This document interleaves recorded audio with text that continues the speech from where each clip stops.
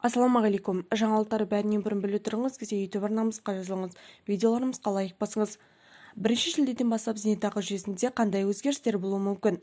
29 наурызда Қазақстан Республикасы еңбек және халықты әлеуметтік қорғау вице-министрінің міндетін атқарушы Назгүл Сағындықова РСК брифингінде зейнетақы жүйесінде қандай өзгерістер болатынын айтты, деп жазды Күн.кз тілшісі Закон.кз сайтына сілтеме жасап. Жаңа әлеуметтік кодекстің жобасы мемлекет басшысының қарауына ұсынылып, 1 шілдеден бастап күшіне енеді. Ведомствоның мәліметінше, қазіргі жүйе зейнеткерлердің 3 ұрпағын қамтитын болады. Құжатта базалық зейнетақының мөлшерін арттыру қарастырылған.